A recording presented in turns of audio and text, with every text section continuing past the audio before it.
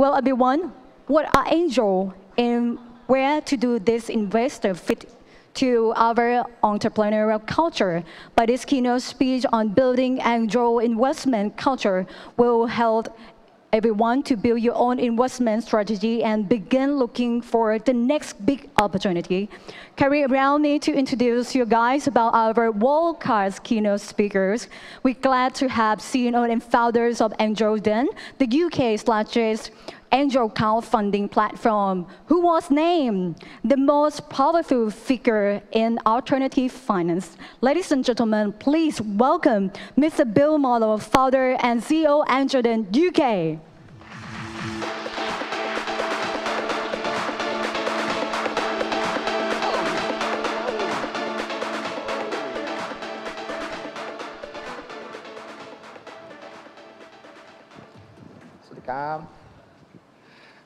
Thank you, guys.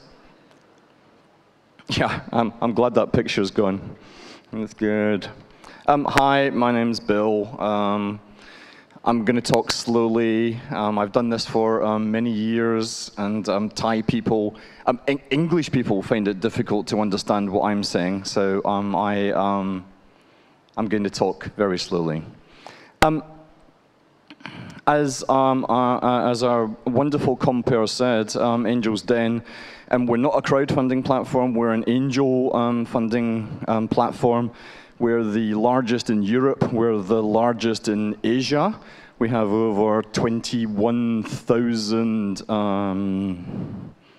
high net worths who are looking to invest into deals. And that's taken us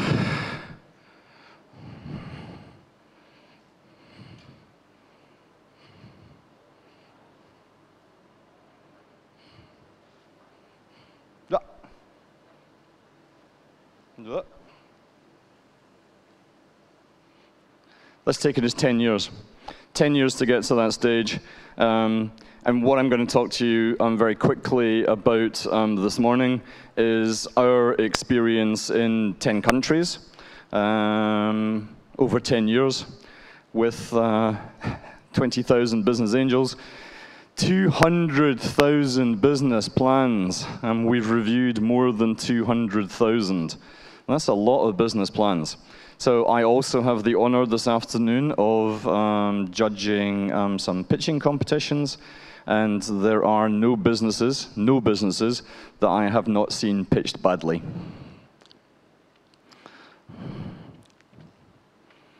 I think the very essence of what I want to talk about today is this, that what I see in a lot of ecosystems, even in the UK, even in the States, is that it's incredibly simple to set up a business. Anybody can set up a business. That it really is not the difficult thing. And I think lots of people in Thailand have set up businesses. I've been honored once again to talk to 50 or 60 of them through in the main hall. And lots of them are very, very good ideas. But for any ecosystem to survive, the startups within that ecosystem also have to survive.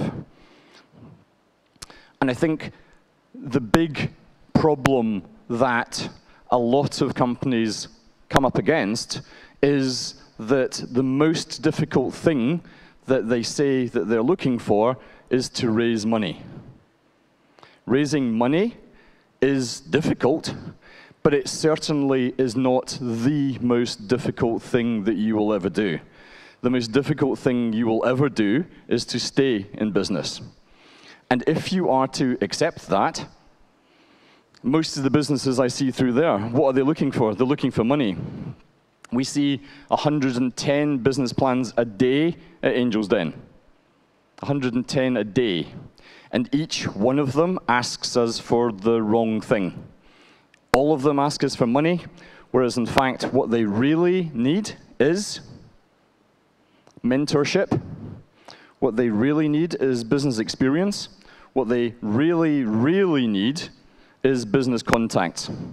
And so if you're in travel tech and you were lucky enough to get burned to invest into your business, and he gave you 100, that would be amazing. But what you need to understand is that his contacts are worth 50,000 compared to the 100. And I'm not yet seeing that in Thailand. I'm seeing some companies who understand and appreciate the value of mentorship, who value what business angels do. So I spent, I see some of them in the audience. Well done. I spent 2 days ago, we were training 50 angels in Thailand. And those poor people, I feel sorry for you guys. You've got to listen to me for half an hour. They had to listen to me all day, 9 o'clock till 5 o'clock. And that's a huge change. I was in Phuket for the last startup conference, and I was privileged to also speak on this stage 1 year ago here. And there has been a step change in that year. I think it's difficult when you're in an ecosystem to actually see what changes there have been, but I think the quality of the pitches has very much improved.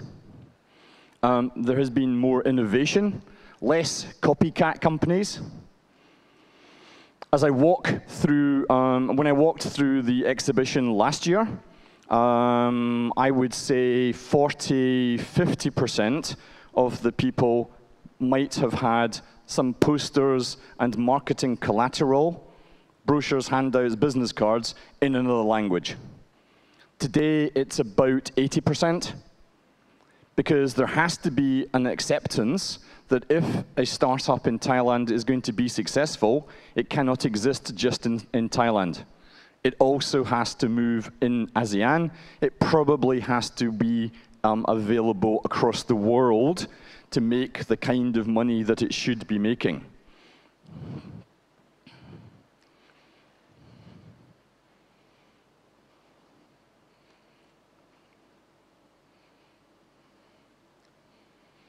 We kind of covered the first 2 points, and I'm not going to labor them. There is much more to the ecosystem and angels. You'd expect me to stand up here and tell you how to build an angel environment. I'm not going to do that. What I'm going to do is talk about what, in my humble opinion, and I'm going to be rude, so I apologize to my Thai audience.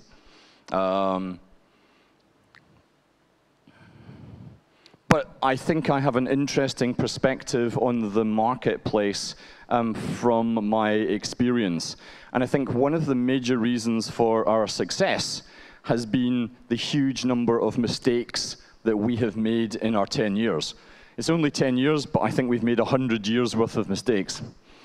And this, in many ways, is my gift to you, Thailand, that you can carry on as you are, but I think it's going to be very difficult for the ecosystem to actually grow if these observations are not taken into account. Across the ecosystem, we're looking at government policy, we're looking at incubators, accelerators, we're looking at education, we're looking at business angels, yay. We're looking at the full panoply of things. But in every ecosystem that I come across, the critical path, the thing that is totally missing, and the thing that is most vital are business mentors. Those people who have been there and seen it and done it, who've experienced it, who've spent many years in business, who spent many years understanding what cash flow is, have spent many years exiting businesses. They might not have amazingly relevant skills, but they know how to run a business.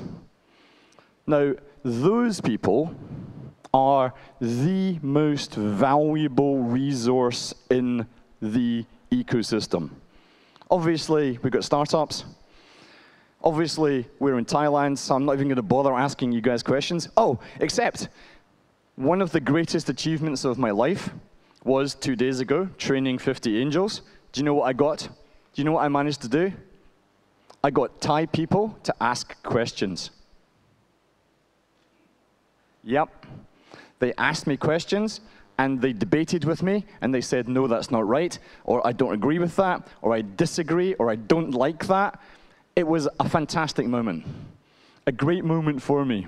I can see you guys are getting frightened that I'm going to ask questions.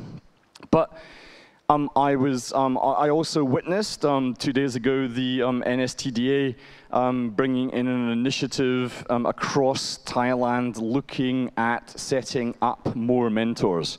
And it's coming down the way, so looking at the largest companies in Thailand, taking their executives, taking the people that are working under them and helping turn those people into mentors.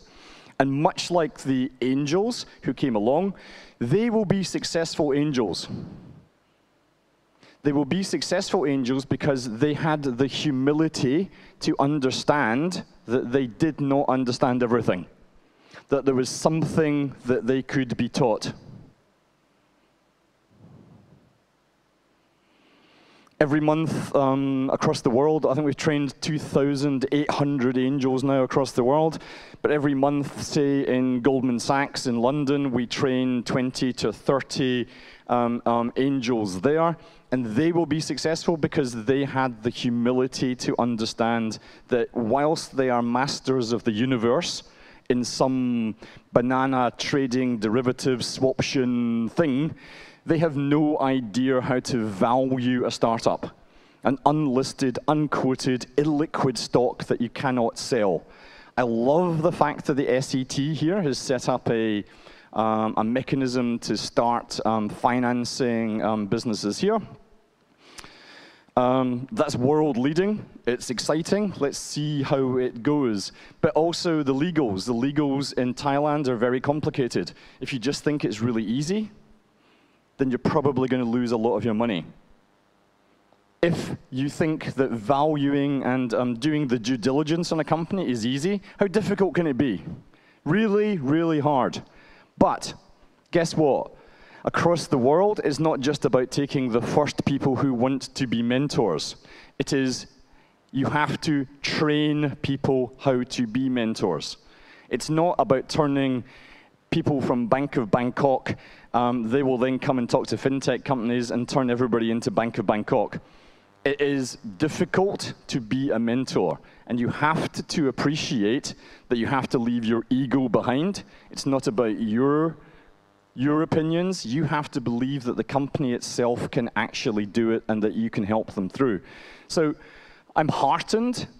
My whole speech was going to be about the lack of mentors in Thailand. And here is NSTDA actually looking at it. Wonderful. I'm excited. I really am excited. This is my, 5th time in 2 years to Thailand. I spent a lot of my time in the other ASEAN countries. We've got big offices in Singapore. We've got big offices in Hong Kong. I'm not excited about them. I'm much more excited about the potential here in Thailand. And I'm excited because the entrepreneurs are getting their act together. The government is actually having it's trying its best. It's trying its best in terms of policy. The mentor initiative is incredible. The other thing that I believe that Thailand must do is understand what angels really want. And so this took us 24, 25 months to figure out. So for 25 months, we assumed, wrongly, that angels were investing to make money. It's not an unreasonable assumption, but it was wrong. We had 2,100 angels at that time, and we asked them, why are you investing? Making money comes in at number 3. Number 2 is about giving something back to the ecosystem, helping younger people not make the mistakes that they themselves have made, mentoring. Ego, because 92% of them are male. Women angels make much better angels, but we don't have time to cover that. But the number one reason that people are looking to put their money into a business in return for equity is that they need something to get out of bed in the morning for and stimulate their gray matter. Our average angel is male. Our average angel is late 40s, maybe early 50s. He's probably working in a job that he doesn't enjoy. He's going to be a banker. He's going to be a lawyer. He's going to be an accountant.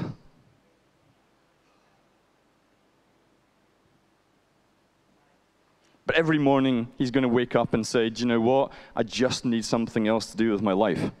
And it kind of, I didn't understand that. And it's quite shocking, I think, to hear that. I mean, everyone, I imagine, although you won't tell me because you're Thai, so I'm not going to ask. But everyone kind of assumes that angels are going to invest just to make money. But if they do, if angels are just investing to make money, then they're stupid. Invest in the worst property in Chiang Mai. The worst property in Chiang Mai will produce you 4%, 5% growth a year. The house is still going to be there. Rather than investing in a 29-year-old with a startup that's been going for 12 months, 13 months with arguable IP, that's not the reason to invest. If genuinely you've looked at the full panoply of investment and opportunities out there and you believe that angel investment is the best way to do it, then you will probably lose quite a lot of your money.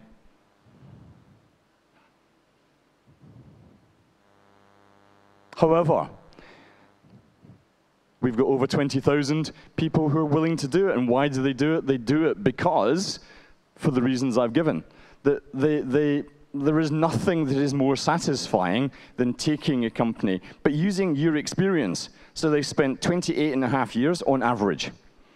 28 and a half years doing something really boring. 28 and a half years building contacts. So why not start monetizing those contacts? Why not use the experience that you have got? And it is the experience and your skills at mentoring which are going to make the huge difference.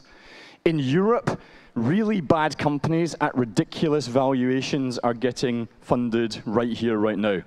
There's no problem. There is no shortage of capital.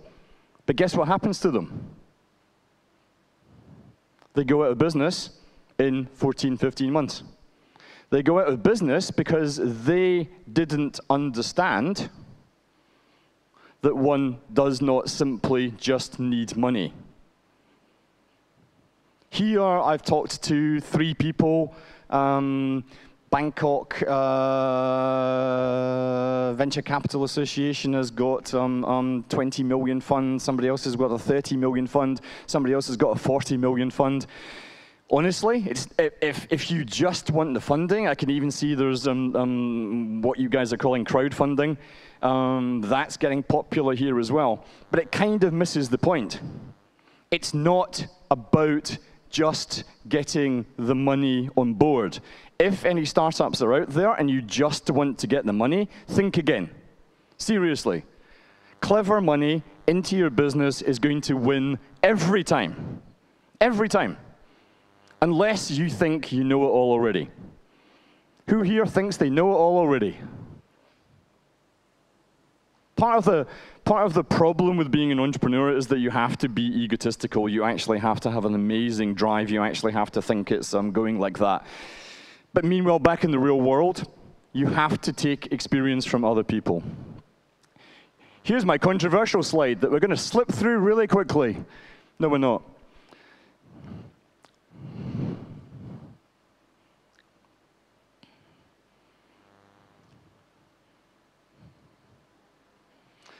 I spend a fair amount of time in Vietnam, and Vietnam has a very different relationship with failure.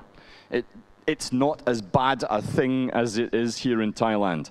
It is not a badge of honor, whereas in London or in New York or in the Valley, people will not invest in you until you have failed. Failure is as acceptable as winning. It has to be, unless you happen to get it right the very first time. Unless you just get it, which you're not going to be able to, well, unless you're absolute geniuses, and I'm not too sure that's the case. But we have to here move to actually accepting failure in a much more proactive sense. If we don't, innovation is going to be incredibly difficult. And I see in the last month that Vietnam has overtaken Singapore in the World Intellectual Property Office, the Cornell and the INSEAD indexes. And guess what? You know, Laos is there. Cambodia's snapping at its heels. If we just stand still here in Thailand, we're going to slip further and further down. There has to be, when next you see somebody and you've seen that they failed, don't market against them. We were chatting much earlier about the ugly baby syndrome as well. So the whole of Thai society is about humility and about empathy and being very pleasant. It's one of the favorite, no, it's my favorite place on the planet to come because of the culture, because everybody's so friendly. And that's fantastic. But in the world of entrepreneurship, if someone's got an ugly baby, you need to tell them. You need to go, dude, your startup is rubbish. Your startup, it doesn't work. Your business model sucks. Your CFO is rubbish. You need to be able, see, I'm driving people out. People are getting offended.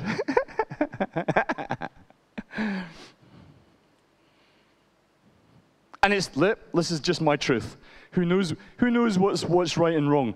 But I understand. Well, I don't know how Thai people, come and talk to me after how people think about this.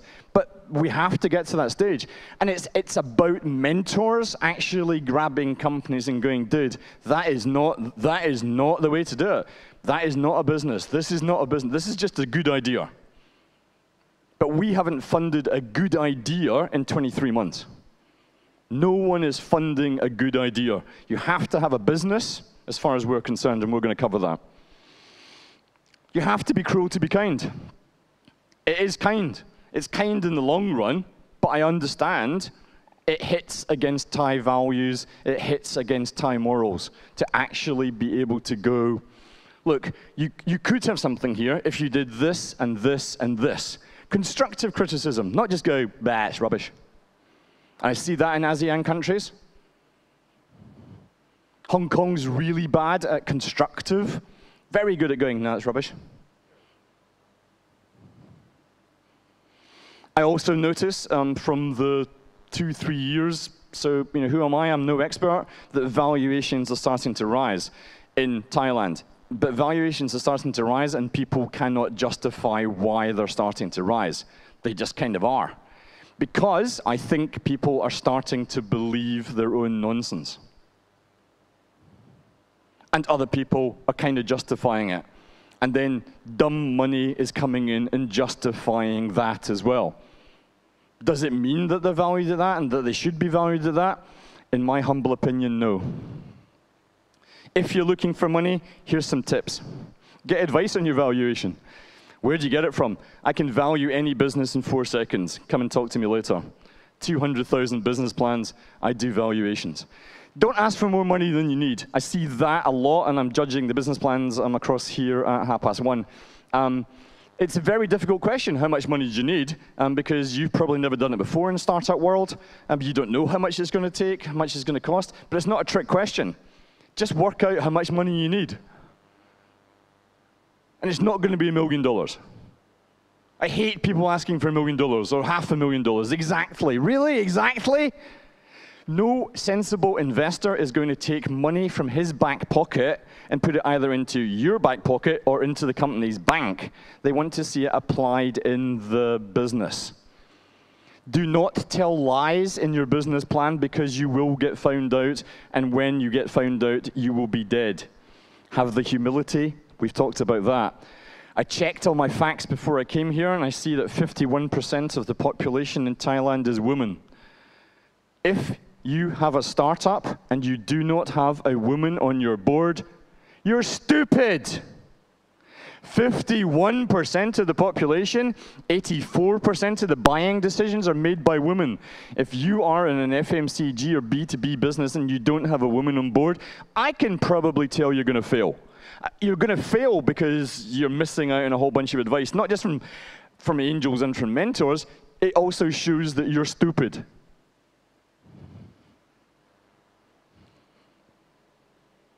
Everyone knows that. Everyone knows that 80% of startups fail, yeah?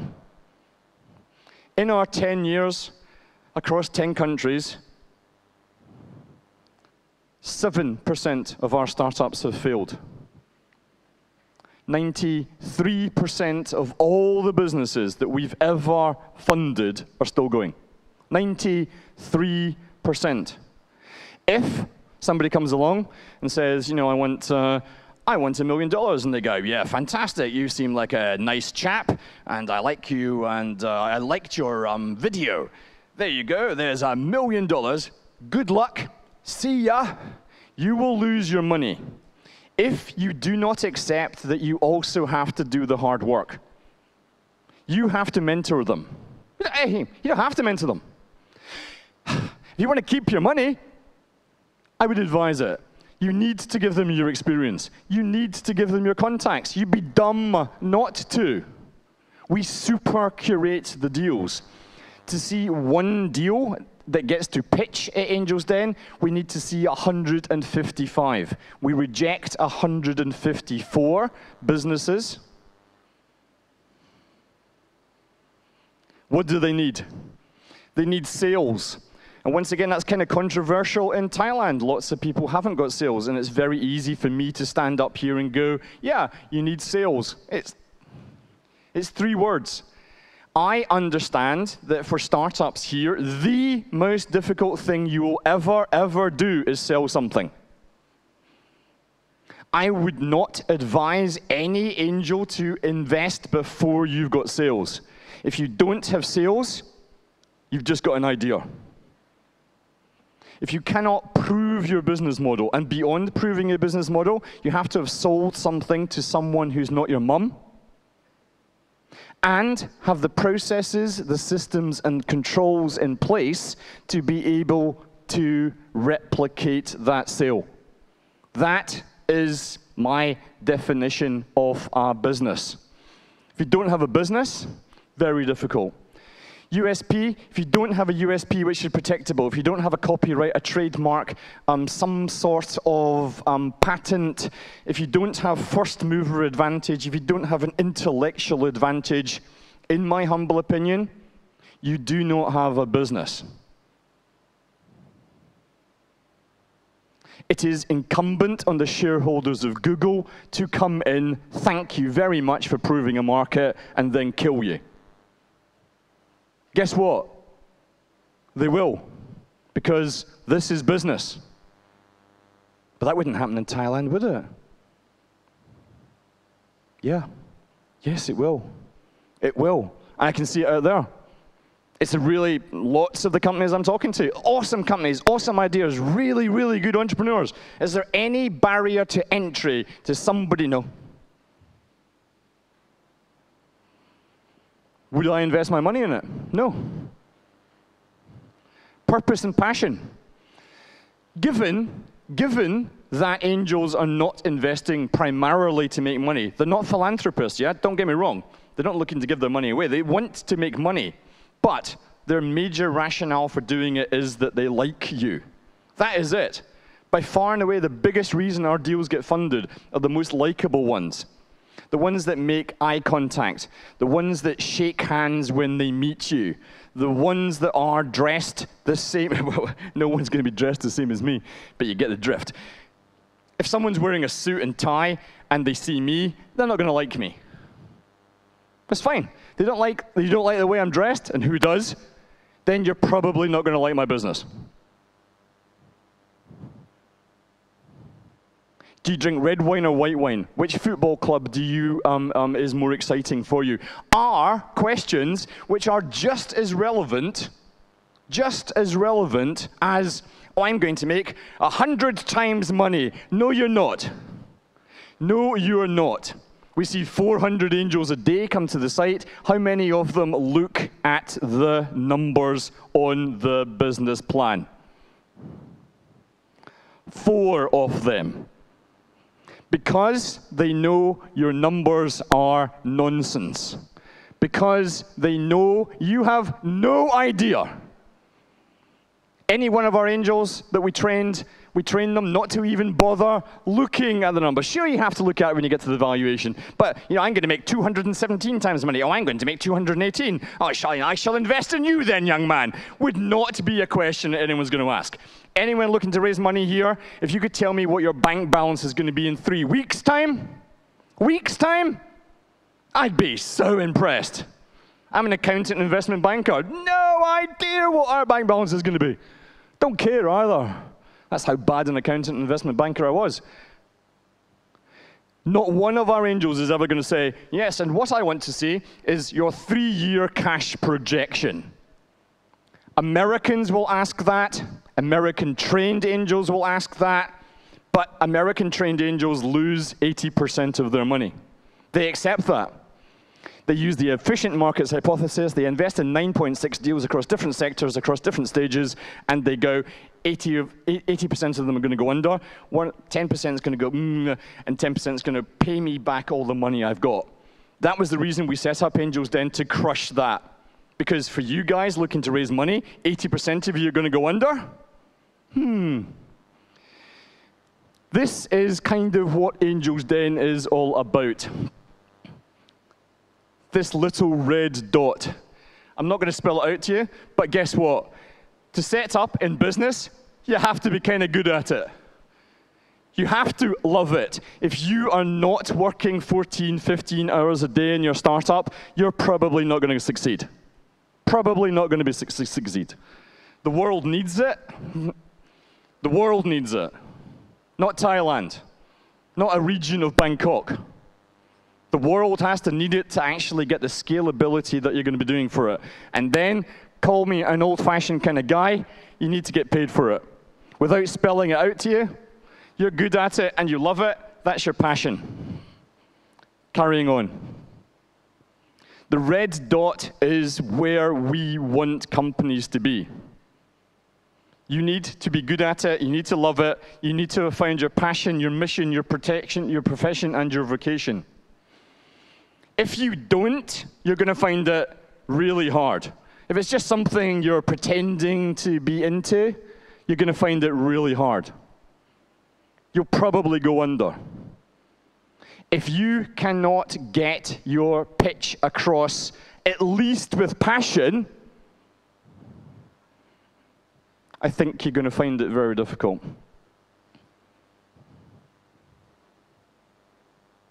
I hope I haven't upset you too much. That has been me. Thank you very much for your time and for your energy, and I'll be over there and you can come and hit me. Thank you. This is Mr. Bill Morrow.